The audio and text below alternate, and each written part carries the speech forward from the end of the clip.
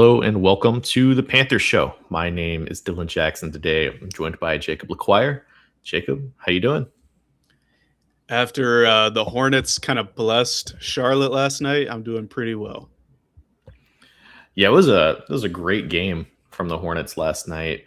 I thought they'd lost like three different points throughout that game. The Tyler Hero shots where he hit a three with like 10 seconds or like 20 seconds left in overtime, and then LaMelo Ball turned the ball over and then fouled Tyler Hero. I thought the game was over at that point. I had kind of been beside myself, but they won, and they won so in kind of an incredible fashion.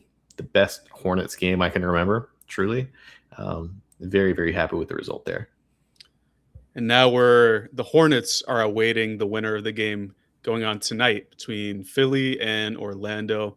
I think the Hornets have a favorable chance against either of those teams. And if they end up winning, it'll be the first time in a decade that the Hornets are in the playoffs, and the first time ever that the Hornets, the Carolina Panthers, and the Carolina Hurricanes all reach the postseason in the same season. So that'd be pretty cool for Carolina sports. Yeah, really, really great time for Carolina sports. And the draft is a week and 1 day away. So we're getting very, very close. We're going to be live during the draft, actually, throughout the entire first round. We'll have a variety of guests that join us throughout the evening. We'll be starting that at 8 o'clock Eastern. That should be about 15 or so minutes before the Las Vegas Raiders are on the clock. They're going to pick Fernando Mendoza, of course, but we're going to have a ton of guests. It's going to be a lot of fun.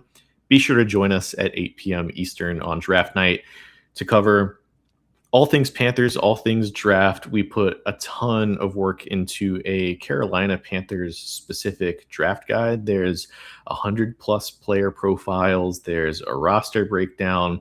Jacob and I, as well as two other people at Sports CLT, have our guys, our favorite players in the draft there. You can open a pack of cards. You can download a draft bingo card. It's going to be a great time. We'll be playing draft bingo on draft night, and kind of go through our favorite cliches that always end up happening on draft night. Yeah, the draft bingo, I'm excited. I think Dylan Thieneman might be a bingo winner. I think there are a He's lot going to of knock out a ton of these cliches. a lot of Caucasian cliches that I think he can really nail down there. Sneaky, athletic, gritty. There's a ton of guy. them in there. You could have him date your daughter. Is one coach's pet. All those kind of things. But today we have a really special episode. We're just going to go through like the top 15 most commonly mocked players to the Carolina Panthers. And we're going to start with Emmanuel McNeill-Warren. We're going to start with the safeties. He's the first that we're going to go over. Jacob, what are your thoughts on EMW from the Toledo? I don't even know what their team name is. Rockets? Toledo like Golden Rockets. Yeah. You're right there. I think he's a really good player. We saw 2 years ago now, 3 years ago, where Quinyon Mitchell came from the same program, another defensive back. So Toledo is putting people in the NFL. He's very fun to watch. He took the ball away a ton this past season. I think over the course of his career, he had 10 forced, or maybe it's 10 interceptions and 5 forced fumbles. I might have that backwards, but super fun guy to watch. He's always in the final frame, which means when you see him when you see somebody make a tackle or an interception or a stop, he's always on the screen before it cuts to the next play. That's something I always look for in safeties and linebackers. And I think he projects to play a lot like somebody the Panthers already have in Trayvon Merrick. So redundancy could be an issue if that ends up being the Panthers selection. But I think that both Merrick and EMW can be deep safeties. They can cover, just not to the effective level that a true free safety could, right? So I think he's a very good player. I'm a little dubious about a little bit of overlap between one of the people that's already on the Panthers roster.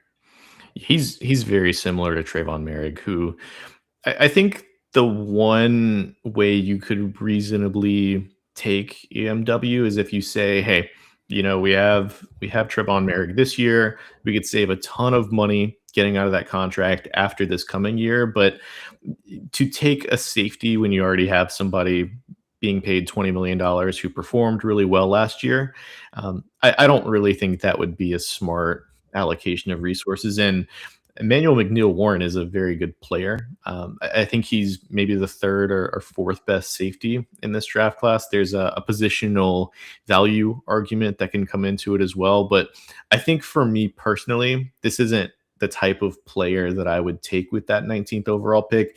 Now, if they trade down, and if they trade down, I don't know, let's say to the early 30s, right? They move down quite a bit. I could reasonably get behind taking McNeil Warren, but I think to stick and pick him at 19, that's just, I think, a little bit too rich for my taste. I would agree. It's taking a safety already in the first round is something you don't see too often, and when you do, the safeties tend to fall. Right? It's the positional value you brought up. Even the really great players like Kyle Hamilton made it all the way to pick 14. I think is where the Baltimore Ravens took him that season. He was the first player on my board that year. Same thing with Caleb Downs this year. I think he's the best player in the class, but how impactful can the person who is the furthest away from the ball when the snap happens really be? And I think a lot of teams feel the same way. You always see safeties higher on consensus boards or big boards, but they end up slipping in the draft. So I think that the 19th overall pick, like you stated, could be used in a more value heavy way or in a way that could impact the roster immediately with the starter. So it wouldn't be my favorite pick, but I could see why a team, especially a team that already has Trayvon Merrick and knows how to use him, would be interested in a guy like EMW. Yeah, I think the other part of the calculation here is McNeil Warren projects to be that box safety, Mhm. right? And the Panthers already have Trayvon Merrick. If they wanted to put McNeil Warren as maybe a post safety or a slot corner or like a deep kind of safety, I feel like that would be misusing what McNeil Warren is best at, which is why I don't think he's as good of a fit on the Panthers specifically as maybe some other safeties in this draft. So I think for me, we're going to give each player a thumbs down or a thumbs up for the Panthers as a target in round one. I think for me, McNeil Warren's going to get a thumbs down. I agree. I think there's just too many ifs, too many questions about McNeil Warren in particular being that pick. So let's move on to another safety. This one is Dylan Thieneman. What are your thoughts on Thieneman to Carolina? He's maybe one of the three most commonly mocked players to Carolina. What are your thoughts on him? See, we talk about safeties and maybe EMW kind of overlaps with Trayvon Merrick. Thieneman did a lot of things for Oregon this year. He dropped down and played some linebacker, but he also played as the deep third player, that free safety that was able to cover and erase. I think he would fit extremely well with what Merrick already brings to the team, with what they are kind of wanting to do with Lathan Ransom. I think if you drop Merrick down to be kind of your dime linebacker, or you can have him play the slot, Thieneman and Ransom could both play in the deep area of the field. And while it is a safety and it's hard to not rationalize, prove that value early, I think that Thieneman could be an immediate starter, given that his competition at that spot currently belongs to Nick Scott, who the Panthers brought back pretty late in free agency. Yeah, it didn't look like Nick Scott was going to return in free agency. I'm actually a little bit higher on him than most Panthers fans. But Ganneman, I think, is a much better fit than McNeil Warren is. I think he can run those types of positions that McNeil Warren maybe wouldn't be as good at. And I think that he pairs very well with a guy like Trevon Merrick, whereas there's a lot more overlap with McNeil Warren in that spot. So I think from a talent and fit perspective, Thieneman's significantly better than McNeil Warren. But I think for me, it's just really hard to overcome the fact that you'd still be taking a safety in the top 20. I struggle to see Thieneman returning real value if you take him 19th overall, just based on contract value. Like, it's really easy to find starting caliber safeties in free Yeah. agency, specifically for the cheap. I think it would be, he's going to be a really good player. I think if you ask me today, I think he's probably a top 15 or 20 player in the draft, just regardless of position. But to me, it's very easy to find starting caliber players, and that's not a knock on Thieneman. I think he's going to be very good. It's just the fact that end of day he's still a safety, and it's harder for me to get behind taking one in the top 20. Now, again, if you move down to, let's say, 25, 26, if somebody wants to come up for Ty Simpson or a tackle or something, I'm much more keen on the Edelman in that range than in the top 20 specifically. So with the 19th pick, which is what Carolina has right now, you're projected to make, or that rookie is going to be making an average of about 5 million per year, a little bit more. And to your point, you can find starters for 5 million a year in free agency. I think Nick Scott got that last season. I think he's getting less than that this year with the new deal where Carolina brought him back. So from a financial standpoint, it would make sense to take somebody who cost a lot more, like a tackle in the future or a wide receiver at that spot. But the talent, as you're mentioning, I think Thienemann's one of the 20 best players in this class. I think on my board, I have him like 17th or something. Very good player, and I think his fit would be seamless. It's just a question of who's available at that point or wherever the Panthers would be picking, and can you wait until the second round to reinforce the offensive line or add another playmaker for Bryce Young in a pretty pivotal year where they need to decide if Bryce Young is going to be the long-term starter. I think the other part of the calculation with safety is this is one of the best safety classes I can remember, right? There's It's pretty good, guys yeah. all over the board. Like, obviously, the top three is probably, I can't even remember the last time there were three safeties drafted in the first round, right? But you put those guys aside. You have AJ Halsey, who I know you're pretty high on. You have Bud Clark, Genesis Smith, Zakie Wheatley. You have what the guy from Traden Stukes out of Arizona. He's more of a like slot corner, but you have so many guys on day two that are going to be going at that safety position that I think you can probably get away with passing on it in the first round and still end up with a player that you project as a very high end starter. I agree with that. Kind of going in opposition there. I also believe that if you're in a position to take the best of a player or the best of a group, you probably should, because I think they'll give you more return than a lesser player for maybe better value at that pick. It's kind of like Ashton Genty last year with the Raiders. I think you should just take Ashton Genty because he's pretty good.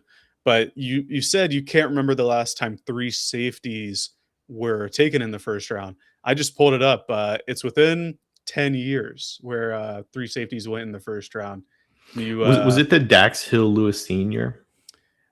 Maybe I went back even further than that, and Dax Hill kind of played corner toward the end there with Michigan. The one I went to was Jamal Adams, Malik Hooker, and Jabril Peppers in Okay. 2017. Yeah. Wow. But Right. you might be onto something there with that one. That was what, 2023 maybe. I That think season. like if you're going to take a safety, they essentially have to become a top 10% outcome Yeah, for it to return real value. So I think risk mitigation, like you're taking a much safer bet as like a starting level player, but you can find starters anywhere in free absolutely. agency. There's still starters available right now at the safety position in free agency. So, and the other like thought exercise that I like to go through is, let's say that the Panthers are dead set on taking a tackle and a safety in the first two rounds, right?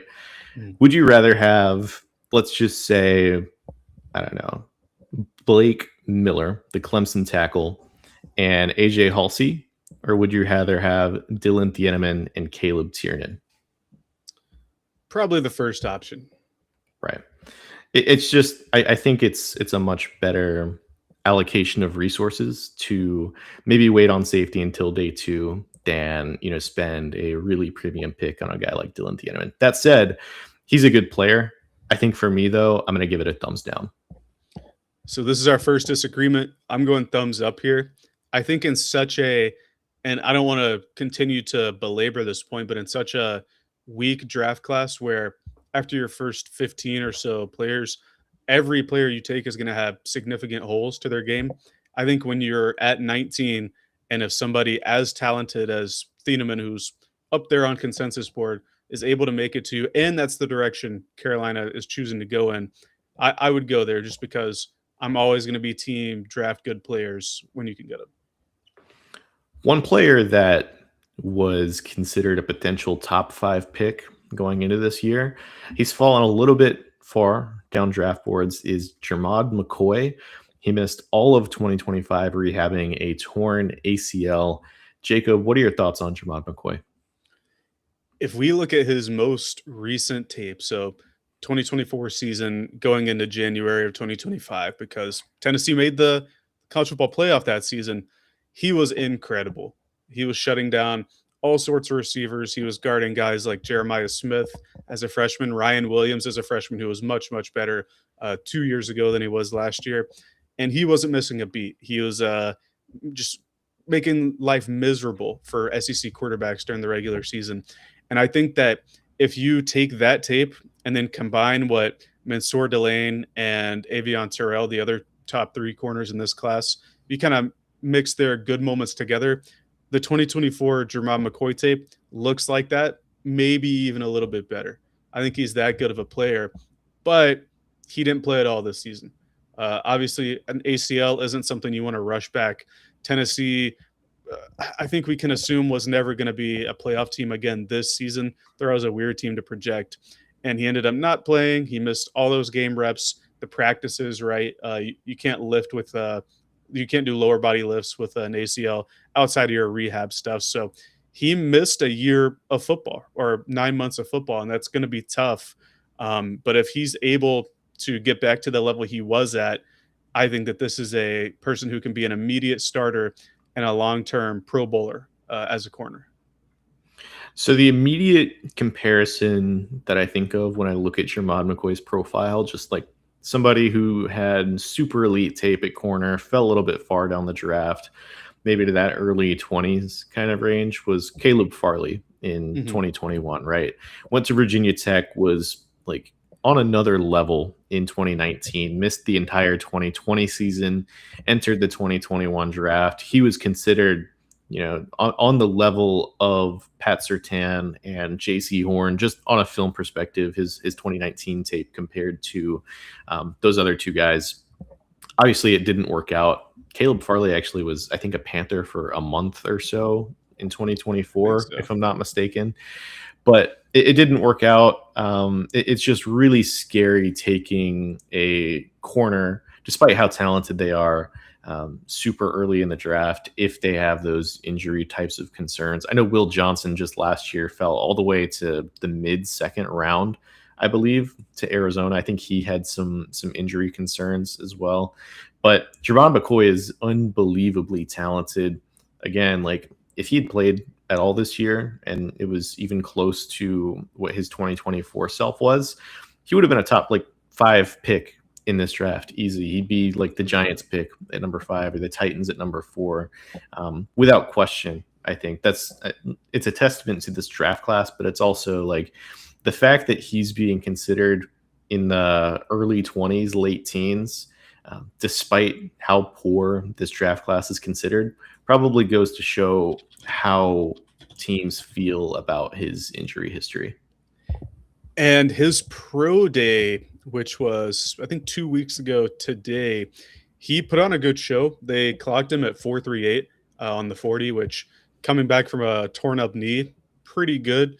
And I've heard a lot of other draft analysts say that they came away not only impressed, but they feel better about the situation because, again, not playing for a whole season. And the time before that is when he was really rehabbing, so he missed a little bit extra. I think he could have gone during the last few games. Some of the reporters were saying he's questionable this week and he's ultimately bowing out.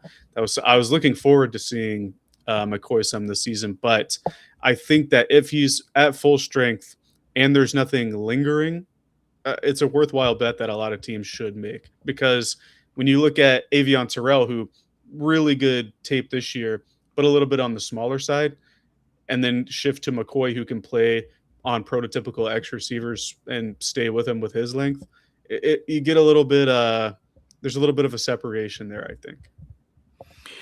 Yeah, I think Jermod McCoy is definitely more of that prototypical outside corner Mhm. than what Avion Terrell would offer. But yeah, I'm very scared of the injuries with him. Yeah, But I mean, like the movement, the fluidity that he showed in 2024 against SEC competition as well, right? Like he was very, very good against the best of the best. It's still like I just can't get Caleb Farley out of my head. yeah, that's a pretty big cautionary tale, right? When it comes to significant corner injuries. But you think even last year with Will Johnson, who you mentioned fell to, he's like pick 46 or something, pick 42, and he comes in and when he was on the field starting, looked really really good for Arizona. So if you're willing to take the risk and it pans out, it's definitely worth the pick. It's just what's the level of risk management or how confident are, I guess in this case, would Carolina be about selecting a guy who again did not play at all this past season. I think the unique thing about Carolina, however, is while McCoy certainly would be talented enough to start, you don't really need him to be an outside corner from day one Yeah. because JC Horn is already there, Pro Bowler, and Mike Jackson, who I know JC Horn's really good. Mike Jackson was also very good this past season. So if McCoy were the selection, I don't think there's immediate pressure for the returns to be super, super high. And I think he can Yeah. play in the slot as well. Well, they move JC Horn into the slot sometimes too. So I think all three corners could see the field at the same time.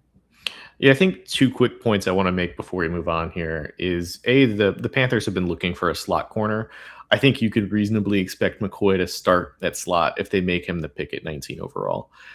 Second overall, outside corner is kind of a long-term sneaky position of need for For Carolina. sure. Mike Jackson's just on a one-year contract right now. So you could like kind of just expect McCoy to start at the slot, maybe move outside once Mike Jackson's contract expires. Mike Jackson's old, right? Corner is historically a position that is very inconsistent year to year. So we might be looking back a year from now wondering why we didn't take McCoy if he kind of blows up and Mike Jackson doesn't have the season that what we hope. But I think for me, I'm going to give it a very hesitant thumbs up. Very, very talented player. It's just the injuries scare me. I'm in the same boat. Ultimately, I went thumbs up. Like you said, corner is like the spot where age catches up to you. So if they're looking maybe 2 years ahead for Mike Jackson's replacement, and they're cool on McCoy and think he can be at 100%, I think it's a good pick. Let's move on to the defensive linemen that we'll talk about. The first of which is Akeem Mesidor. So Akeem Mesidor was more of a target for mock drafts specifically to Carolina, maybe before they signed Jalen Phillips, but I still have seen his name pop up here and then. He is. I'm just going to be completely honest. He's one of the players that I'd probably give an F2 on draft night if the Panthers took him. He'll be 25 when the season starts. I'm generally hesitant on older players, but Mesidor would be just straight up a historical outlier. Since 2006, there have been 4 players that were aged 25 or older that have been selected in the first round. Hayden Hurst, who played baseball at a high school. You have Danny Watkins, who I think was a receiver for the Eagles. He was a firefighter for several years before becoming an NFL player. And Garrett Bowles, who went on a LDS mission out of high school. You also have Pariah Jerry. He's the 4th. He was just kind of somebody who got out of high school late, spent 5 years as a redshirt senior in college. He didn't really do anything for Atlanta. It's just, I think with a guy like Mesidor, the returns that you get on taking older players, it's just depreciating in a way. If you take a player that's 24 years old and they aren't immediately good, the likelihood that they become good is just not very big. I'm very hesitant on a guy like Mesidor in round 1 To me, he's more of somebody that you could target in round 2, round 3, but I just don't see it at 19. I don't think they will take him because they've already addressed the position in free agency. They already have Nick Scordon. They already have Princely Uman-Mielen. They have Pat Jones. That's a lot of investment into that edge room already. I'd be pretty shocked if they took Mesidor, but I would not be happy with the pick if they did take him. To start, and this one might get a little bit lengthy, but Ed, I think, like you're saying, I can't see Carolina taking an edge rusher early, not even in the first round, in the first 2 days of the draft, based Yeah, on their for sure. investment over the past 2 off seasons into that position. And then with Akeem Mesidor in particular, I probably talked about this last year when we were going over Tyler Shuck. Tyler Shuck, who's a year older as a rookie than Mesidor, I already didn't like that because he was in college for 7 years. You stay for a reason if you're in college for that long. But at least at the quarterback spot, you can kind of get away with it because quarterbacks, if you're a good player, you're going to age more gracefully. Your prime's a little bit later, right? Your prime kind of kicks off into your late 20s, going into your 30s.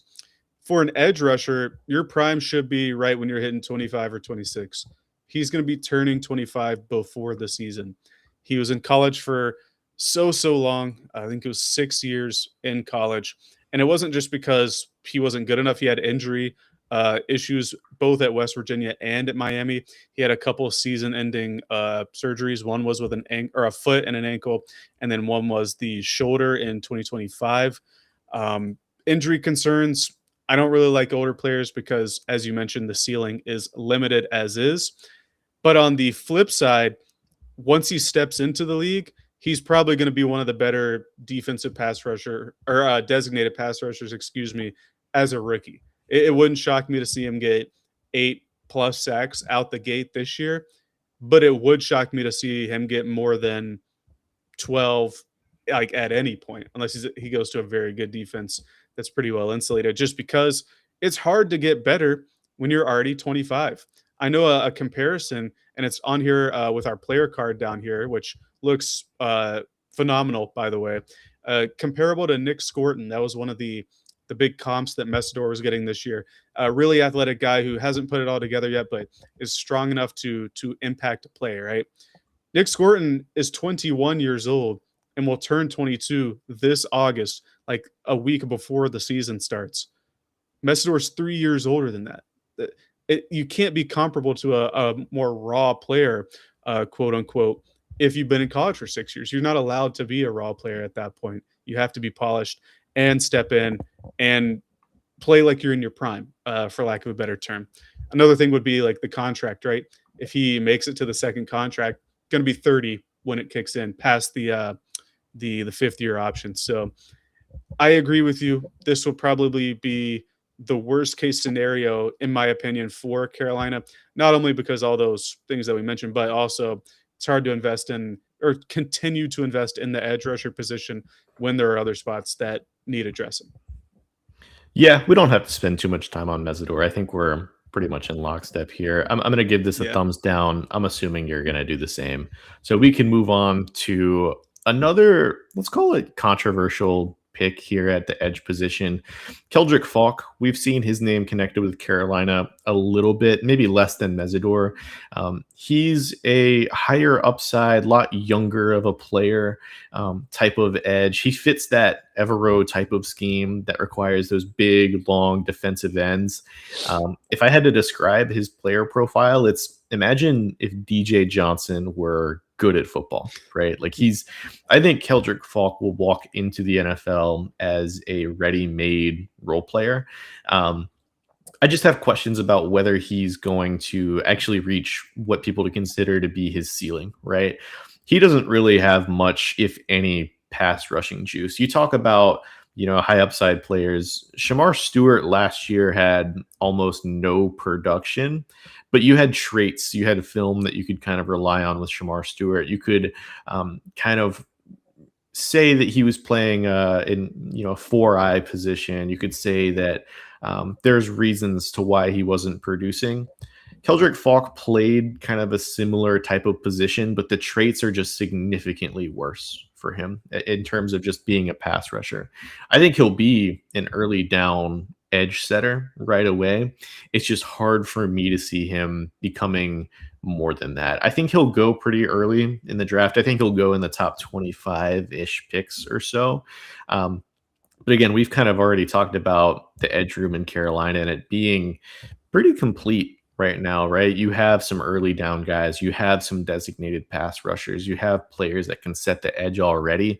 To me, Falk isn't really all that twitched up. He's pretty rigid as an athlete, and he doesn't really offer anything that Carolina doesn't already have in their edge room. For sure. He's kind of like 75% of what Michael Williams was last year for That's a good Georgia. comp. Who went pick 11th, I believe, to San Francisco. I also think Falk is going to go within the top 15. I think he's going to go even higher than what we're talking about here, just because he doesn't have the pass rush bag yet, but he has the size, the strength. I think he can add a little bit of speed and does have versatility where he lines up. Also, like Nick Scorton, only 21 years old. So he's moldable as opposed to some of the older prospects in this class. But again, I think it's ultimately going to be thumbs down for me because there's so much investment there already. I don't think, obviously, you want to draft best player available, but if the player you draft is going to be somebody who gets 40% of defensive snaps, 30%, is the return on the value really there? You know? Yeah, that's the other thing is, and we'll get to it more with the next player that we'll talk about. But to me, if you're going to be a first round pick as a front four, front five player, you have to be able to play three downs, right? You can find role players on day two. You can find edge setters. You can find designated pass rushers on day two. You can't really find three down defensive linemen, edge rushers on day two of the draft. So for me, like that's kind of the distinction here is I view Keldrick Falk as more of a like late first, solid second round type of defensive end. Whereas, with a guy like Michael Williams, I was really high on him last year. He was like a top 8 or 9 player for me, simply because I thought he had a lot more traits in terms of rushing the passer. I thought he was a lot better of an athlete, just in terms of speed and get off and powering, using speed to power and getting driving offensive tackles back towards the quarterback. For Keldrick Falk, I think he's just a lot less developed in that area, and for that reason, I'm going to give this a thumbs down as well. Agreed. The next player that we have, Caden McDonald. This is a player I haven't seen too much of, but one of the comments that I found interesting from Dan Morgan in his pre-draft press conference yesterday was he views the interior defensive line class as top heavy. Now, I'm not sure if that means he thinks there's no first round caliber players and a bunch of second, third round guys, but to me, Caden McDonald's somebody that they would probably use to replace a guy like Ashawn Robinson, who they'd probably view as maybe a supercharged version of that if they're taking him on day one of the NFL draft.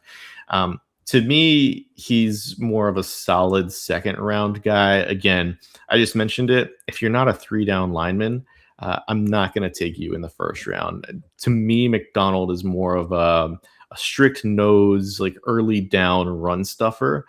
He showed some flashes of being a, pass rushing guy at Ohio State. I think he had 3 sacks last year, but to me, I don't really see the traits other than kind of being a space eating type of defensive tackle. So I'm not there with the pass rush potential. It was pretty close to 0. I think his juice as a pass rusher, but people need guys that can stop the run. I think when you look at McDonald compared to a guy like let's say Kenneth Grant last year, who went 14th or something to I love Kenneth Grant. Miami. Kenneth Grant, monster athlete. I think he was number 1 on the Athletics Freaks list going into that college football season. And even though he played beside Mason Graham, even though he handled the run a lot. You can see some of the tools there for him to become a higher echelon nose tackle pass rusher from that position. I don't see it with McDonald.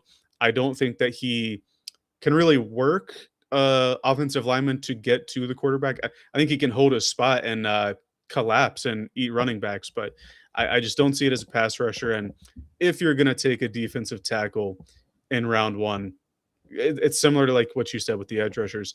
I got to see you be able to stay on the field all 3 downs. And when you look at McDonald, to me, that if the Panthers offensive line had McDonald, it's screaming like, "Oh, we're gonna put Jalen Phillips at his spot on 3rd down and line up Umar Mielen behind him or Devin Lloyd behind him Right. as the outside backer there." So I don't see the utility of McDonald this early in the draft. I also like a lot of the other defensive tackles a lot better, quite frankly. Peter Woods, I'm still a believer in, despite the disappointing season. Caleb Banks, even with the foot injuries, much better player, like multiple tiers above McDonald to me. And it would be hard for me to rationalize this one. It wouldn't be as bad as Messidor in terms of worst case scenario. But of all the people we're talking about today, McDonald's would certainly be my second least favorite if that's Carolina's pick. I think with McDonald, I could at least understand the rationale behind the pick. Like they just must be really high on what his pass rushing upside could be if they made him the pick at 19. But yeah, I think for me, it's going to be a thumbs down. For sure. So let's move on. We have a ton of offensive tackles to get through. And I want to get your thoughts on a consensus. We'll call it top 2 offensive linemen. We have him listed as an interior guy on our draft guide. What are your thoughts on Spencer Fano? I really liked a lot of his tape. And I'll preface this by saying I don't really care what his official arm length measurement turned out to be. You can tell that he doesn't have super tiny arms, that it doesn't affect him in a way like Will Campbell got affected in the Super Bowl, right? Or in the playoff run this past season. I think he's workable. My thing with Fano, and it was when I was watching the game against West Virginia, I can't recall the name of the edge rusher that worked him a ton in that game. His lack of length is kind of offset by him not being an elite mover at the tackle spot, I should preface. And when that happened, the longer armed defensive ends can get their arms on him and just flip him around. And they're in that West Virginia game, they're able to do that consistently. And if you're looking at him as a tackle, that's something that you can't live with. And I think that if or once you get to the NFL, the better athletes, right, the guys with longer arms that are stronger and faster, would be able to do that to you consistently. I say that in conjunction with if you kick him inside, and it would be a projection because I don't think he played a lot of guard, if at all, in college. Whereas some linemen transition inside out. I don't think that was the case with Fano. I think he has like this the anchor, and he's stout enough to be able to be guard, and he doesn't have to deal with outside rush and getting to his spot. I would feel rough about him being a starting tackle as a rookie, and that might be unpopular because I know he's pretty high up on consensus boards as a tackle.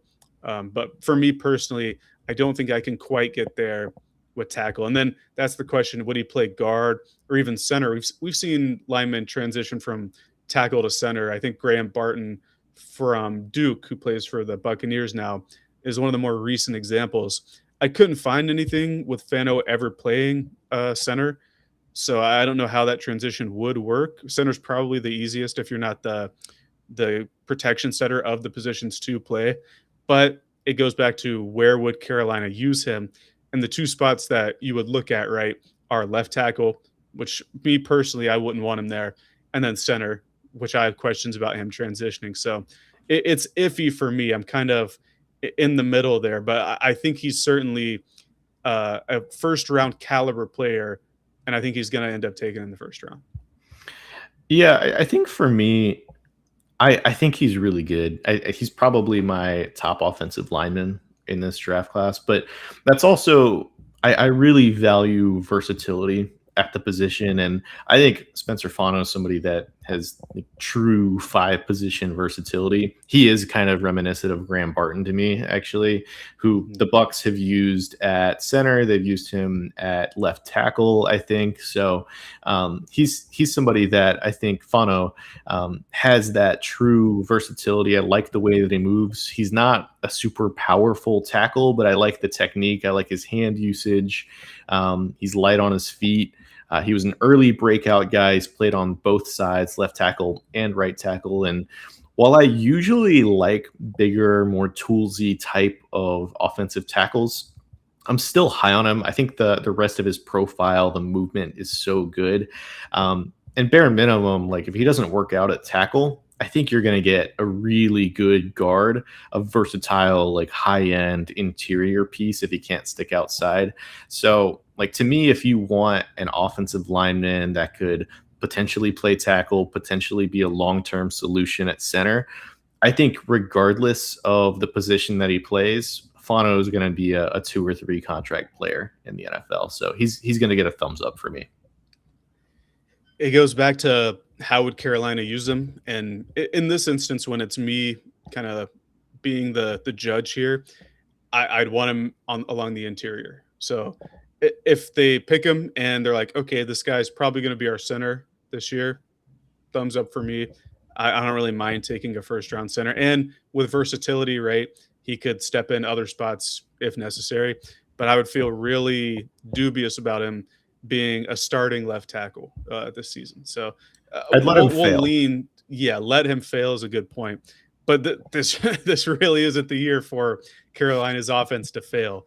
It would Yeah. have been 2 years ago. It would have been a fine first round pick if that's the mentality. So I'm halfway thumbs up. We're not going to talk about him, but Francis Malinois from Miami, kind of similar size to Fano, a little bit longer arms, but I think he's so much like a much better mover and has better base and anchor to where I'm not concerned that deep about him being a tackle compared to someone like Fano. But he will be a day one starter wherever he's drafted. I think it's just what position will he start?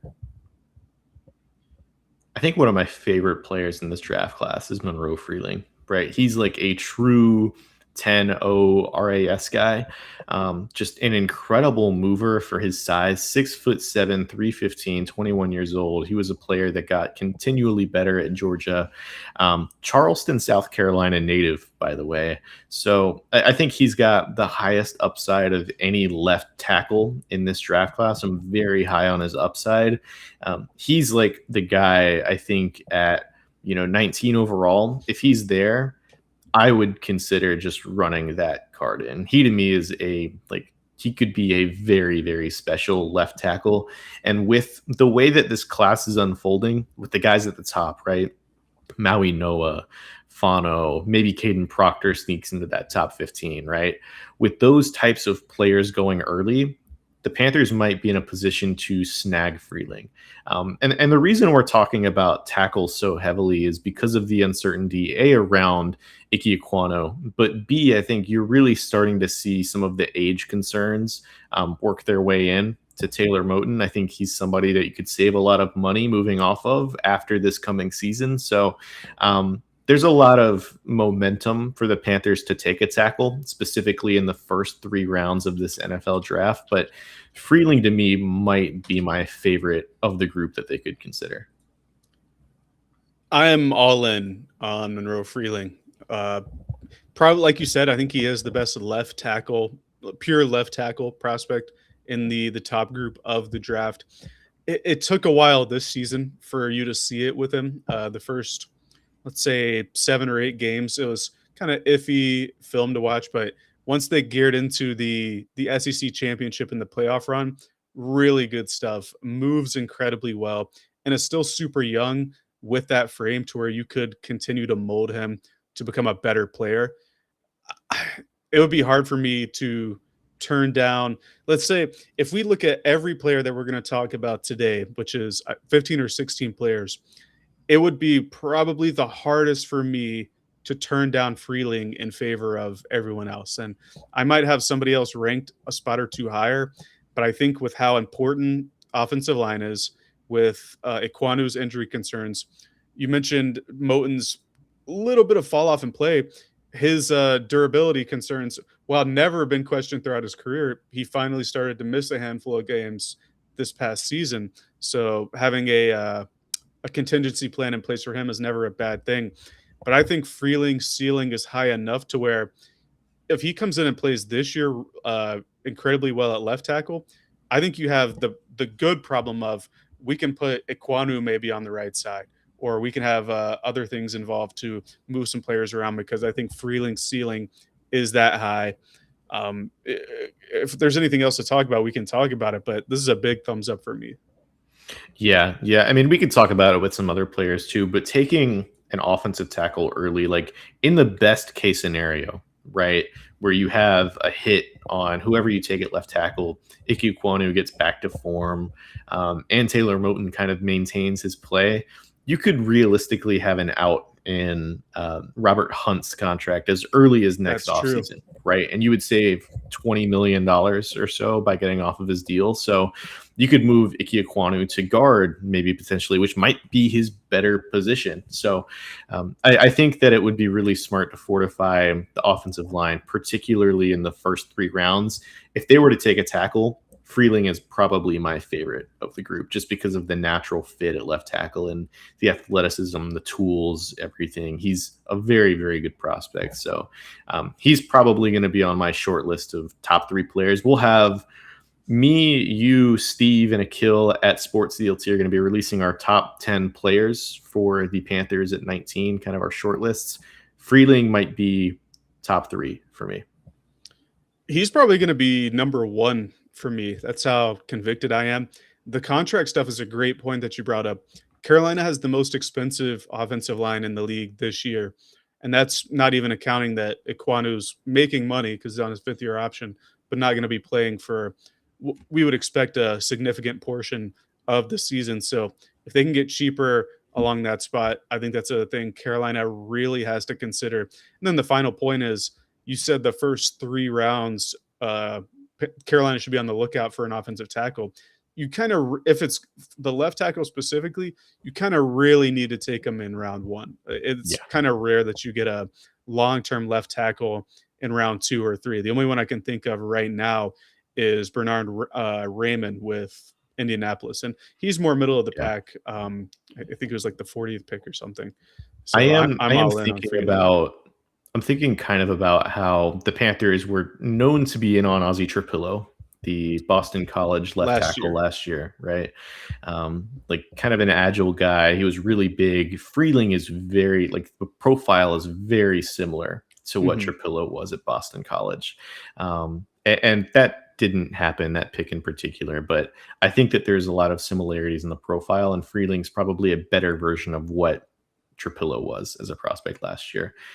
The next player that we're going to get to is kind of on the other end of the spectrum here, at least for me. It's Caden Proctor, another really big offensive tackle. He's got about 40 pounds on Monroe Freeling, though, 6'7", 350 pounds, age 20, super young. Going into the year, he was considered a top 5, top 10 NFL draft prospect. It hasn't quite worked out to that point. He's still projected to go top 20, top 25 potentially. I think there was some interest from Cleveland, maybe as high as 6th overall. The range is wide for Caden Proctor, and it really just depends on maybe your flavor of tackle. I am really concerned. I'm going to do some helmet scouting real quick, right? I think there's only a few positions for a few colleges where you can really, there's something to quote unquote helmet scouting, right? It's Tennessee receivers. I think Alabama tackles is one of them as well, where they've had a lot of trouble developing tackle talent at Alabama. They usually recruit a bunch of these bigger guys, right? They've had J.C. Latham. They had Alex Leatherwood. They had Evan Neal, just like massive tackle prospects, 6'7", 350 plus pounds for each of these guys, right? And they all win using their frame, using their power. And for the SEC competition, that's going to work. But my concern here is a lot of the technique just isn't refined enough for Caden Proctor. A lot of the effort isn't quite there. And you saw similar issues with those other players that I just mentioned, right? JC Latham, I think, is really struggling at right tackle in Tennessee these past 2 years in particular. I almost view Caden Proctor as more of a guard where he can be kind of that people mover on the inside and not really have to worry about getting beat with speed and technique on the outside. But to me, I don't think that's a player that you would take in the top 20. As someone who watched every Alabama game multiple times this past season, it's his appeal is intoxicating, right? He's listed at 352 pounds. He's pushing 400 coming into the season and had to work to get the weight down and maintain it. But still, super sized, super young. He's only 20 years old at the time that we're recording here. And he has the traits that would, he's like Trent Brown, but better if you can envision that. Like that's his ceiling. But the problem is he uses his strengths and his traits maybe half the snaps. The effort level is very, very inconsistent. The speed rushers that can get out and underneath you quickly, just gonna beat him every single time. And I know that he was a fun player early in the year when Alabama was rolling, when Ty Simpson was healthy, because they could do trick plays with him, like throw a screen to him or have him take a direct snap and try to run it into the end zone. But I think there's more flash than substance in that regard. And it's just the effort level was so concerning. It would, I, I'm an Alabama fan, and it would just make me mad watching some of the reps that he would do. It looked like he wasn't. I don't want to say he wasn't caring, but it looked like it because he would just let off or defensive ends just get past him or get around him, and not even get his hands up or hands on them to even reroute them. So I think moving to guard would be a bonus for him. He might be the biggest guard in NFL history if he ends up transitioning to Him that and spot. JC Latham. Yeah, Evan Neal too. If he kicks in or if he starts this year for New York, he did get re-signed, so he's on a second contract. But it's really rough for me. If you can get him to buy in and he hits a ceiling, probably top 10 tackle in the league just because of how powerful he is, and he can move. I think once he sheds some weight, he will be able to move with that frame, but it's a real investment and you have to convince yourself, and you have to convince him to buy in at a high level. So for me, it's going to be thumbs down. The yearly I can fix him tackle prospect. Yeah, I mean, Carolina was sending their offensive line coach to all these pro days. Alabama's pro day was one of the ones where he popped up and he was running drills. So I don't know. That's a little nugget there. The next player we'll get to is Max Ihenachor, and I think we're going to disagree a little bit on this one. Ihenachor is somebody who has a really unique story. He only started playing football in 2021 in junior college, right? So he's been playing football for 5 years, 4 years, and he's got a ton of talent already. I think based on the traits, he's normally a late first, early second round type of tackle. To me, if you have that amount of upside, being so new to football and already being that level of talent, he's somebody that I think I'd be more than willing to take at 19th overall. He was a natural right tackle. That's what he played at Arizona State. You'd be doing some projecting if you wanted him to play left tackle, but I just think his ceiling is greater than maybe any other player in this draft class at the tackle position specifically. And he also fits a lot of the boxes that I like to check. He has a really solid frame, 6'6", 83 and 1/4 inch wingspan. He's got long arms, 321 pounds. He's just somebody that I think has a lot of traits, has a lot of upside. I think he's somebody that you could really mold into being a very, very good tackle prospect long term. I think you can mold him into somebody like Taylor Moton. I think Yeah. he kind of tracks into that style of play. I agree with a lot of the stuff you said.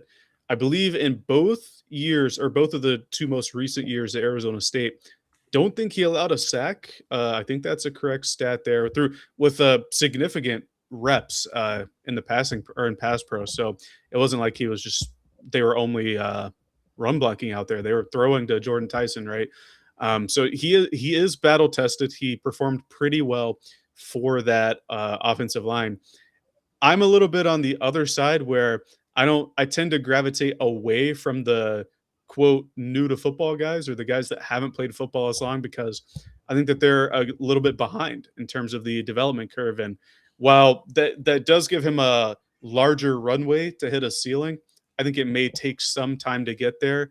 I'm talking past his first contract time to get there, but he's played very well over the past 2 seasons, and I think that if you if he's the pick at 19, Hiana Chor, that it would be hard to move him to left tackle again because he's also so new to football. I think that's another question about him being able to flip across the offensive line. But I think in the future, or if you could get him to be the Taylor Moton replacement, maybe in 1 year or 2 years, I think that would be a worthwhile investment. But I think it's going to be iffy trying to see him play year one, whereas a guy like Freeling, I fully, maybe not expect, but I would have full confidence in him being your year one left tackle. Yeah, I think it's a little bit more projecting than a guy like Freeling, For who sure. I think they both have a lot of upside. I think you're probably getting more of a solid prospect if you're getting Freeling. So I think the upside is really great with Ian Achor. Kind of reminiscent a little bit of me to Jordan Mailata, who had zero football experience when he was drafted to the Eagles. He was a 7th round pick, but Yeah. um, I think that there's a lot of traits that you can build off of. I think Iheanacho is going to go in the top 32 picks. I don't know exactly where. I think his range probably starts with the Lions one pick before us, though. So he's going to get a thumbs up for me. This one's because we've been singing his praises. It's going to be a thumbs down for me because I don't know if he can be the year one or if he's going to even play in year one, if that makes sense, because I don't think you can really feasibly move Taylor Moton to the left side. And I don't know. I just have questions about someone who's so new to the game being thrust into a position that probably not familiar with, at least in terms of facing NFL caliber athletes, if he were to play the left side of the ball. So for that reason, it's a thumbs down. But if the goal is all right, we're stashing him for a year, then I think it would be a phenomenal payoff in 2027. Let's move to the last tackle. We've covered 5 of them, actually. So a lot of potential tackle interest from Carolina. Blake Miller, I think, who we saw a clip of Panthers offensive line coach Joe Gilbert kind of working with Blake Miller to the side at Clemson's Pro Day. I think he's somebody that absolutely could be in play at 19 overall. Really solid player at Clemson in ACC competition. He started like 50 plus games at Clemson. Very lengthy. He moves very well. He has left-right versatility, though most of his career has been at right tackle. He's someone to me, I think, if you want to take one of these right tackles in particular, I'm a little bit more open to it being Blake Miller because of the consistency at which he started at Clemson, plus the fact that he did play at least some on the left side. I think you nailed it in terms of what I'm thinking. All the stuff I said about where I'm hesitant about a newer player moving to the left side, I think I'm a little bit less hesitant, or I'd be more favorable to Miller being a year one left tackle before, or just being a swing tackle in general. Um, excuse me, just due to his experience across the board and pretty good player for Clemson in the 3 years that he started there. So I don't really have much more to say. He's a really good mover as well. And you did mention, just like with Caden Proctor and with, I think he was at the Georgia Pro Day, Carolina Panthers offensive line coach Joe Gilbert was also at Clemson during their pro day, and he was working Blake Miller and Tristan Lee, the Clemson left tackle there. So this could be the year that Carolina breaks the Clemson curse. I know as a South Carolina Gamecock, I don't know how you would feel about that with a Clemson player being in the first round, but who knows? I mean, arguably my biggest take this year is that I think Avion Terrell's being somewhat underrated. So I do have at least some respect for their players. I think that, with the five guys that we discussed, they're all such different flavors of offensive linemen, right? You have Fano, who's Right. like the ultra versatile guy. You have Freeling, who's the 6'7", you the like big athletic left tackle. You have Caden Proctor, who's much more powerful of a guy with maybe some guard versatility. Ianachor, who's got a huge ceiling, but a little bit on the younger side in terms of his like football age. And then Blake Miller, who's just been this solid, consistent guy for Clemson. Blake Miller, maybe not the highest ceiling in the world at tackle, but I think you're getting an NFL starter by selecting him. So lots of interesting tackles in this draft. For Blake Miller specifically, I'm going to give this, I'll say a thumbs up for him. I wouldn't be too disappointed if they drafted him in the first round. Yep, thumbs up for me as well. So let's get to the fun players, the receivers, the pass catchers. And we're going to start with Jordan Tyson, who's actually been picking up steam as a potential top 15-ish pick. There's been some smoke that he could fall to the Panthers at 19 or even further than that, maybe some Teteroa McMillan type of posturing by a team that wants him potentially. But Jordan Tyson, I think the name of his game or his profile is the injury issues, right? You have a torn ACL, MCL, PCL injury. That was pretty big. You had kind of a broken collarbone as well. You've had some hamstring issues pop up, which can be really scary for receivers in particular. But I mean, if you want upside, I'm not sure there's a receiver in this draft class that has more potential than Jordan Tyson. I think that he would fit really well in this Panthers offense as kind of a downfield stretch, just somebody who's dynamic with the football. I don't know that I would take him at 19 strictly because of the injuries, but the ceiling is nuts.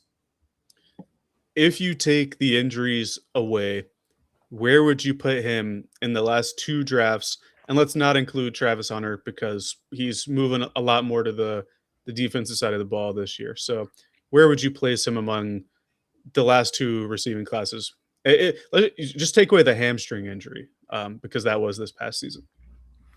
So to me, he's behind Hunter, he's behind McMillan, and he's behind Luther Burden. Mhm. If you go back to 2024, you had Marvin Harrison, Malik Neighbors, Roma Dunze. He would have been behind all three of those guys for me, and probably in like that Brian Thomas tier, maybe a little bit better than Brian Thomas. He would have been up there, but maybe more as like a mid first round pick to me in those like I guess better draft classes than this year. I think I'm with you through all of those points. Going back to last year, it would be McMillan, Burden, and then Tyson for me if you combine these two classes. But the sad reality is that he not only has he had significant injuries in each season, or significant injuries in general, it's been in each season, right? His freshman year was the knee, sophomore year the collarbone, and then this past year, I think hamstring's probably the most concerning because that's your quick twitch muscle, which if you're going in and out of breaks or if you're making cuts, your hamstring is what's taking the brunt of the pressure or the brunt of the kinetic force there. It was so malignant to his game. That's a word of the day. That he even I don't think he ran at his pro day. He was scheduled to run, but had to push it back. Didn't run at the combine, and we're sitting here. Are we 8 days away from the draft now? And I still don't think he's had a full offseason workout due to the hamstring. He's still rehabbing the hamstring, excuse me. So it's really tough because the healthy stuff on tape looks really, really good. He wins the sideline like nobody's been like George Pickens almost level sideline winner.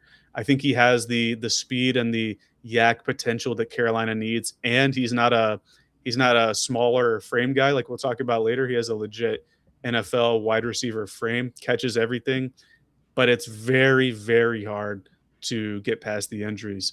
And the one thing I would say in regards to Carolina is they've already taken two straight wide receivers in the first round, and they have Jalen Coker. So if the injuries were to resurface, I don't think it would be the worst thing because you can field some starters, but it would really sting to take a guy with a top 20 pick and him only be able to play 8 games on average per season, and that's a really tough thing to try to get past.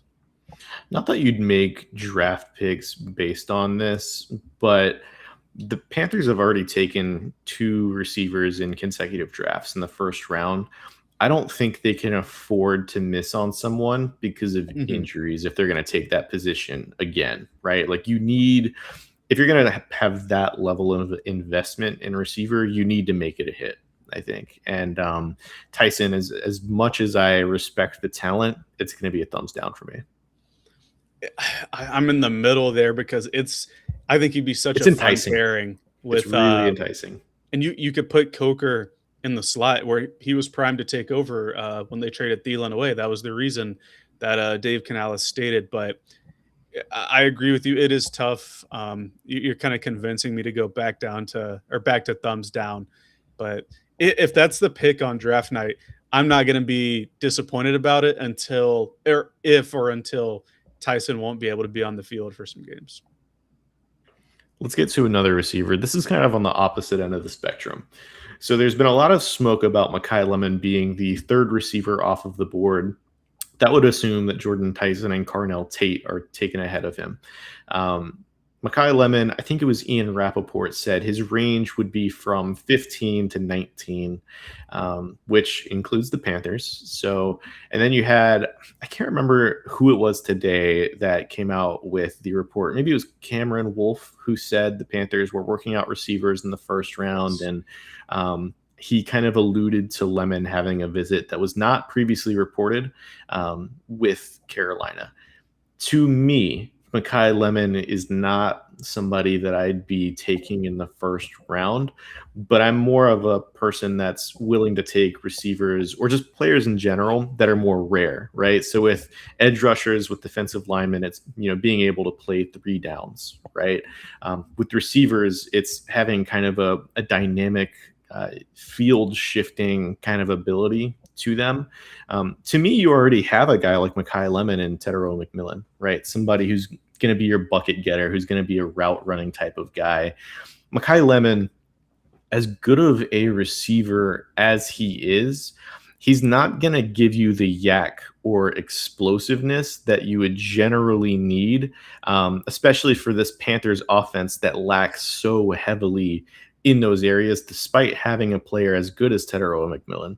The biggest issue with the Panthers right now, just their biggest roster hole to me right now, is the lack of speed offensively. And I don't think Makai Lemon does anything to address that. He's a really good player. I think he's going to be a solid starter in the NFL. To me, I think the ceiling is a little bit capped because of the physical tools. He's a very good player, solid. I just think that the outcomes with him, I think it's a little bit more limited than some of the other receivers that, we've talked about with Tyson and that we're going to talk about in these upcoming discussions. He's so fun though to He's watch, fun. right? He's Yeah. fun. It's hard to not watch or to watch him and not like him, but you bring up really great points. For Carolina, is it really worth and for what it's worth, they are a bit different after the catch. I think McMillan's a much more fluid mover after the catch, despite him being half a foot taller than Makai Lemon. But I don't think Lemon's going to bring you the play, not play finishing, but taking the ball and going to the end zone. And to your point, that's what Carolina's lacking. They've been bottom 10 in explosive play rate since Dave Canales has called plays over the last 2 years. This past year, they were 26th in total yards after the catch. 2 years ago, they were dead last in the league. They need guys who can take a catch and get 5, 10, 15, or a touchdown after the catch. And I'm not super sure that Makai Lemon is going to be that guy. And I wrote down unsure thumb or halfway thumb, I guess. But I think I'm going to lean more towards down because if you take him in the first round, this is going to be your third straight first round receiver. And even if Leggett doesn't turn the corner this year, you're really going to need this first rounder to be let's say a 70 plus catch guy that can contribute close to 1,000 yards of off. I would imagine you want 800 plus yards of offense from it. And while I think Lemon can be that guy, you would have to force feed him targets that are mostly going to be underneath and in the intermediate area. And that's not what Carolina needs right now. The ceiling with Lemon is like an Amon Ra type of guy. I struggle to see what the middle ground is with him. I've thought about like Tyler Lockett in particular, like maybe Lemon's a Lockett type of guy, but Lockett was so much more explosive than a guy like Mekhi Lemon. Again, I think he's a good player. I think he'll be a solid starter. I just don't think he fits what the Panthers need, and I'm just a little bit lower on this archetype of player where the physical tools aren't quite what most first round receivers are. So it's going to be a thumbs down for me. For you, I think a thumbs down as well. What percentage of John Mechie can fill Mekhi Lemon's game? And obviously John Mechie hasn't played in the NFL much. He dealt with I think it was leukemia in his first season. But I think his game as an underneath and intermediate, just catch the ball and go down kind of player, 50% of Mekhi Lemon's game, maybe. And yeah, it sounds really disrespectful. It does. And I want to be very clear that I think, John Mechie was a second rounder, and I think that was a little high when he got drafted, and Lemon will go in the first round. But what new is he going to bring to this team? Right. Yeah. It's just I tend to go with more rare skill sets in the first round specifically. If they trade down, sure. I could see it a little bit more then, but I just need some more dynamic players. And speaking of a dynamic receiver, let's talk about Omar Cooper. We know that he visited with Carolina Panthers. To me, he's a lot better of a fit. I think he's a lot faster. He provides a lot more down the field, contested catch guy. I think he's going to be better after the catch specifically. A lot more explosive of a player, I think. And I think he's a much better fit in the offense as either a slot or a Z if you want Coker in that slot, like I think they originally intended after the Thielen trade. I think you could have Omar Cooper as that Z receiver. To me, he's much more worth the investment at 19 overall than a guy like Mekhi Lemon, just because of the rarity of what he offers versus Lemon. So I'm much more in on a guy like Omar Cooper at 19. I think Cooper is different enough from the current Carolina receivers to where that would be maybe a better fit than Lemon.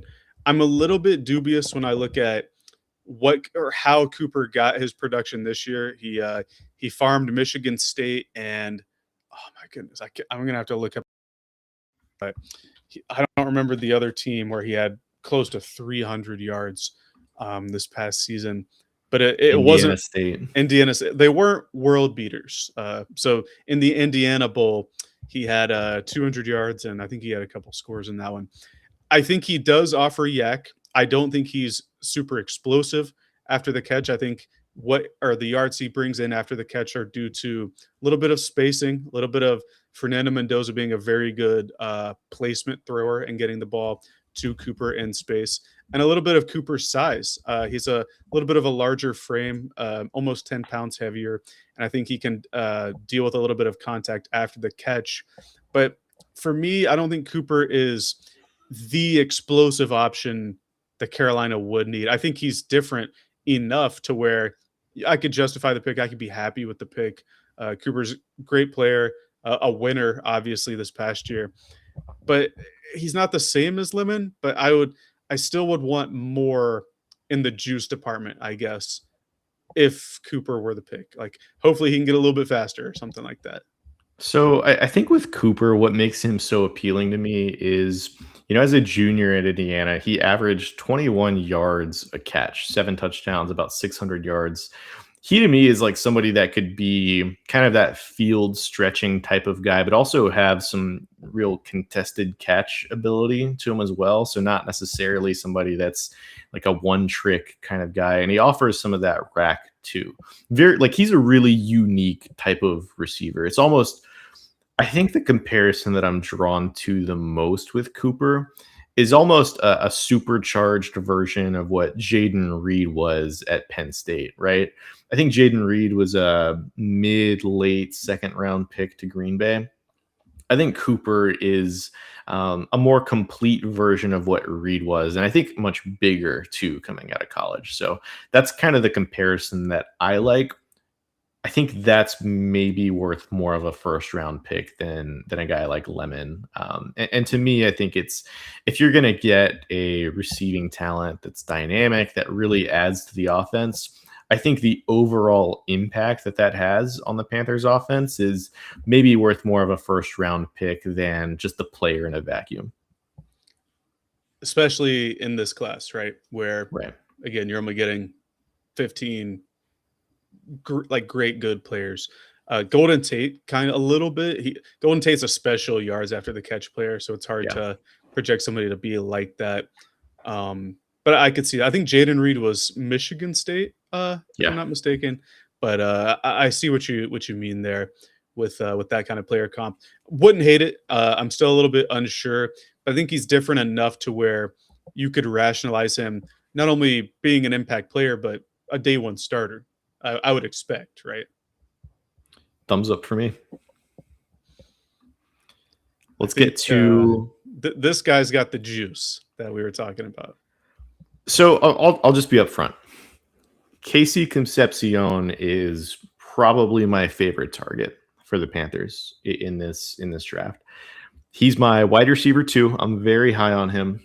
You can talk about the drops. He had a pretty significant drop rate throughout his college career, not just this past year, but 5'11", 196, 21 years old, early breakout at NC State.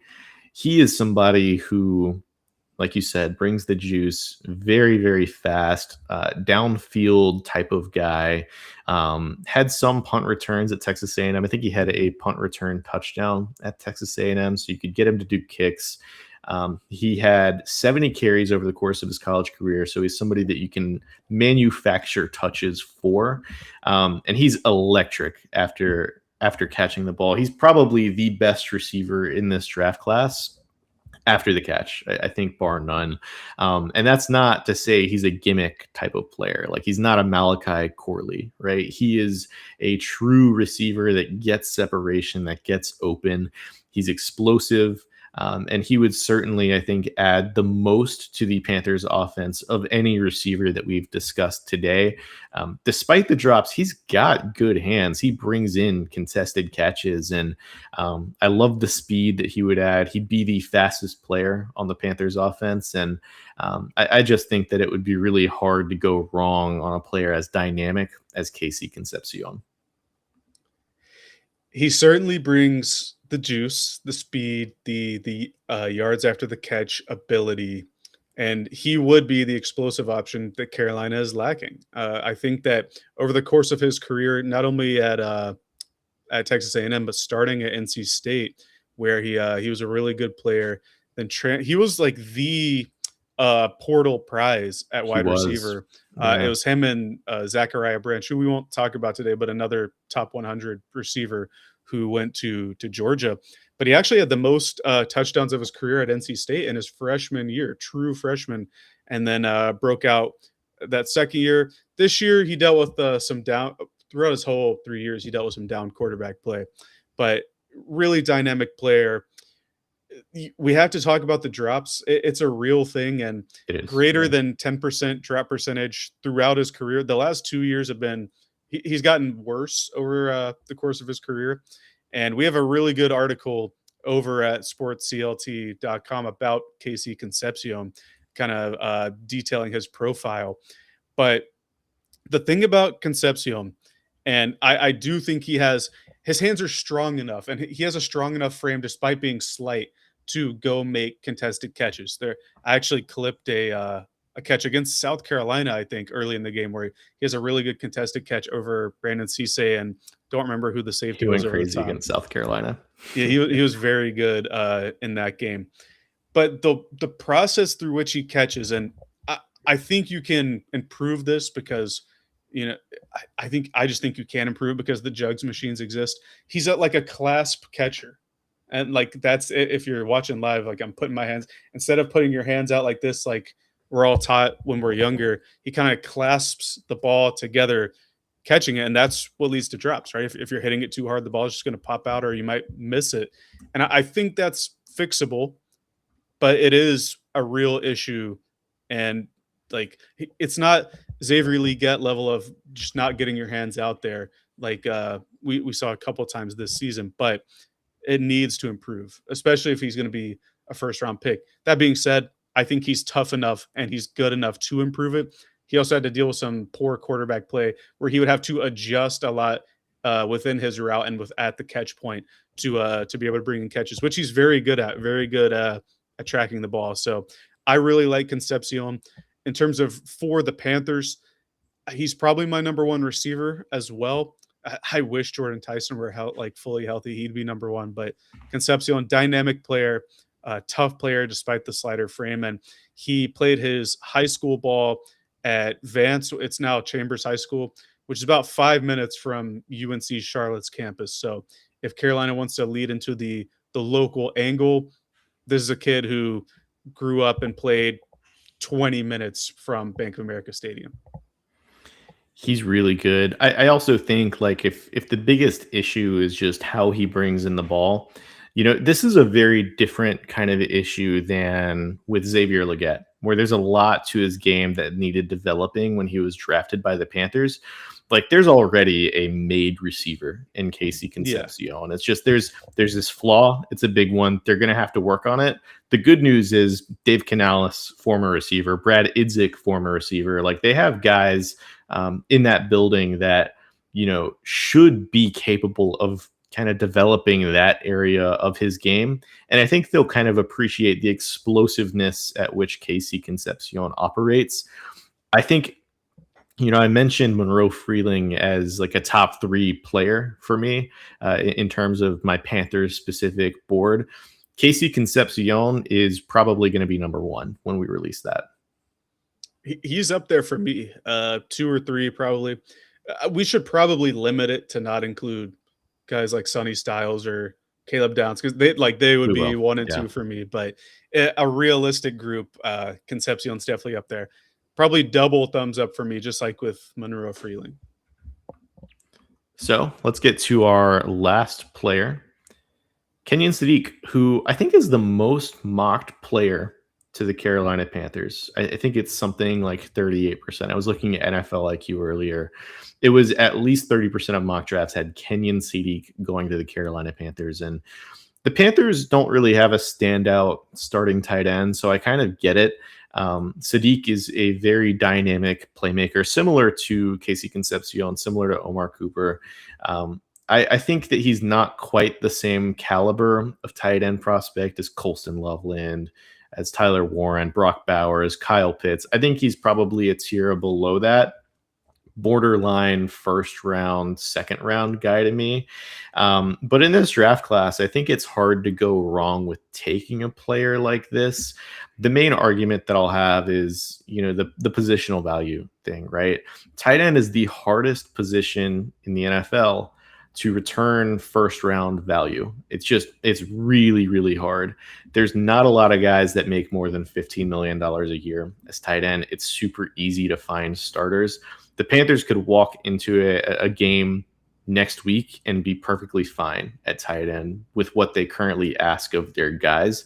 But again, if the goal is adding dynamic pieces around Bryce Young, adding more explosive elements, it's hard to go wrong with a guy like Sadiq. Now, I don't think he's going to become a like George Kittle type of player, but I think he's a guy that you could take and maybe expect to get 600-700 yards and 5 to 7 touchdowns each year. That would be the expectation, is that he's the Robin to Tedero McMillan's Batman, right?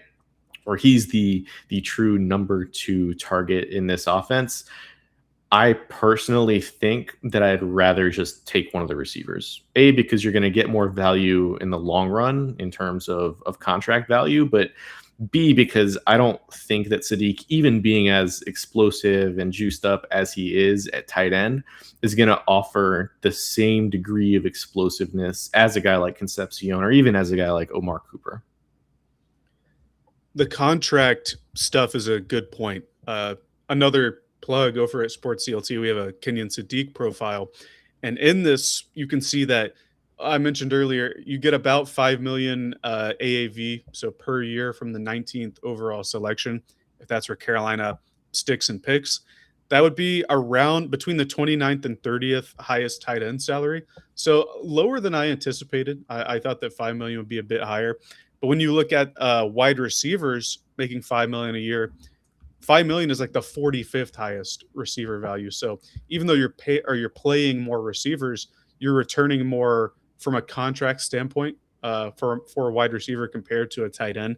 So that's a point in the direction of wide receivers.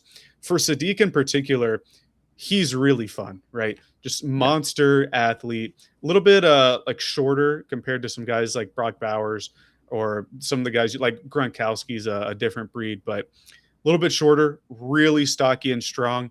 I think that he can become a plus blocker just based on his size, speed, and strength. And I think he's already a decent run blocker. He's very fun in the pass game, but it's hard to project what he can become as a passer. For one reason, in Will Stein's Oregon system, he was their play caller. He's now the head coach of the University of Texas, or Kentucky. That system was heavily predicated on either dumping it to the flat receiver or play action / RPO looks to get it over the top of the safeties to the downfield receivers. That's why we saw guys like Troy Franklin, right, really thrive in that system. That was the same system. There's not a lot of room for tight ends in that offense to thrive. And even though Sadiq is this like super athlete, you'd want him to kind of command more targets there. If you look at the tight ends over the last decade, in their career receiving yards per game, the lowest would be OJ Howard. He had like 35 yards per game or something like that. Kenyon Sadiq has 21.2 yards per game throughout his career. This year was obviously higher because he had 40 yards per game, but it is we're talking extremely low production for a potential first round tight end, not even a top 15 pick, but a first round pick in general. It'd be the lowest over the past decade. He's never had a 100-yard game. If you look at the stats, you're looking at 2 or 3 catches per game. And especially down the stretch, Oregon actually relied on the other tight end they have, Jamari Johnson, a lot more for their playoff run, which was a little bit concerning to me. But I think that the offset is Sadiq is a uniquely gifted athlete, and he's not a bad drop guy. His drop rate was like 7% or something like that.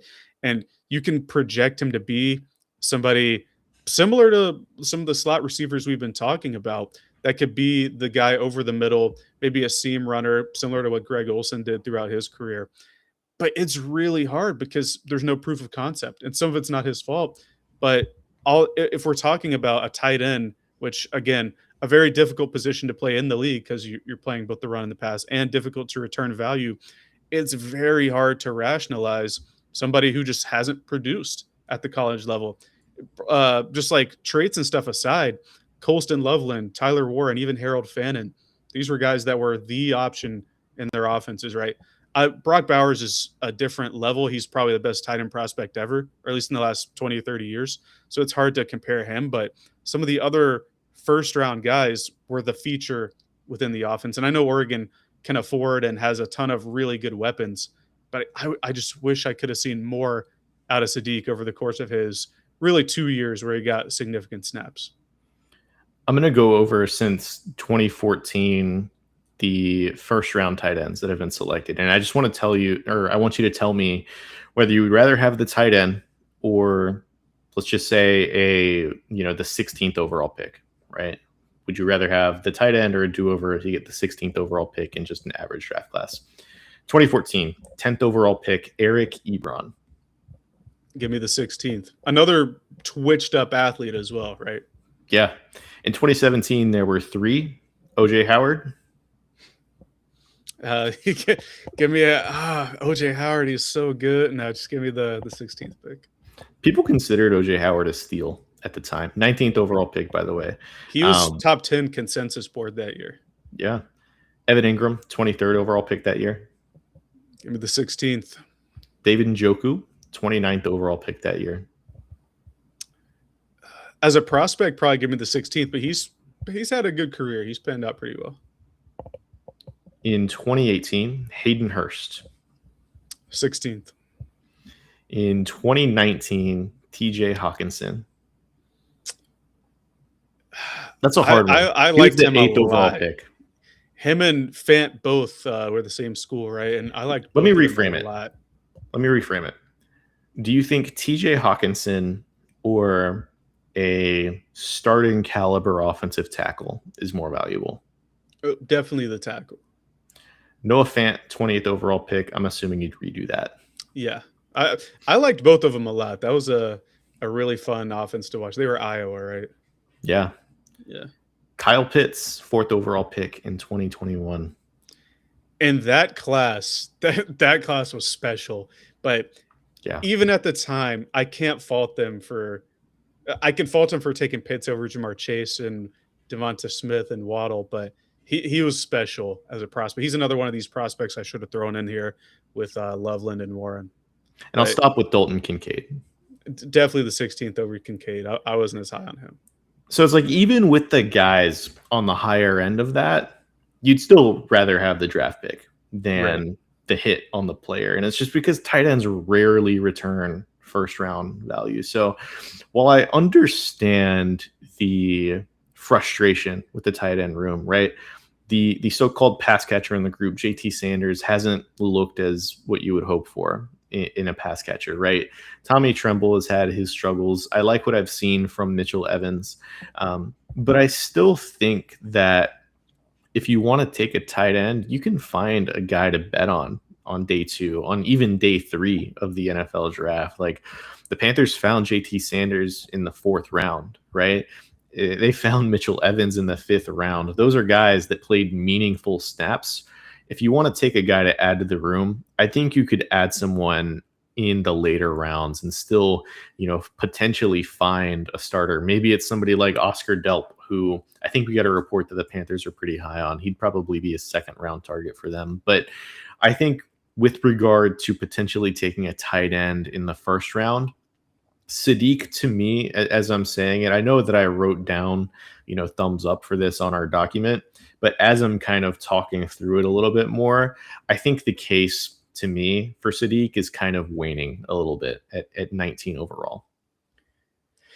I think he's a really good player, and because of my whole idea of just drafting good players, I'm going to keep my thumb up, but he has to be a feature of the offense, and it really has to pan out. If this were an exercise of, is it Sadiq versus everyone else we've talked about, then it wouldn't be Sadiq. It'd be Concepcion or Omar Cooper or Freeling, or even I would take Dylan Thieneman before Sadiq. I think both Oregon guys, but I think Thieneman's impact could be higher. It's just so tough, right? And it's unfortunate because I think he stands alone at the top of a tight end group that should see a lot of 2nd, 3rd, 4th rounders. But yeah, it's really hard to get there. And if we had seen more proof of concept in college, it would be easier to talk yourself into. But even then, you mentioned Eric Ebron, I believe North Carolina, right? He was a monster. And some of the guys you mentioned were athletic freak. Kyle Pitts, obviously, he was getting generational tags at Florida. So even the very, very best, it's so hard to return requisite value. So with that, we've covered all of the prospects. I think it was 16 guys that we ended up covering that we wanted to get through today. We're going to be back early next week with a full 32 pick mock draft. We might add the rest of the Panthers specifically, draft class to that in addition to the first 32 picks. But we're going to be back on probably, I don't know, Monday or Tuesday next week, probably. And then we'll be back again on Thursday for a full live draft show throughout the entirety of the 1st round. We're super excited for that. Again, there's going to be a ton of guests that join us throughout the draft for a variety of picks, breaking down the Panthers both before and after the pick happens. Hopefully they'll make a pick in the 1st round. We'll see. They could trade out entirely. That would be the worst, right? Just having to sit there for the 4 hours and the Panthers Depends on pick the at value, 33 or right? something. Yeah. Depends on the value. If they get like a future first, then I'm cool with that. But um, yeah, we'll be back multiple times next week. We have a lot of content coming out for Sports CLT in the coming days, both about this Hornets playoff team, potentially playoff team, about this incoming Panthers draft class. We have an entire draft guide with so much content on there. So be sure to check it out. It's a tab at sportsclt.com. You can follow the show at SportsCLT. You can listen to it on Apple Podcasts, Spotify, or through the Substack app. Follow Jacob LaQuire at Jacob LaQuire, myself at dj.mp4, and we will be back next week.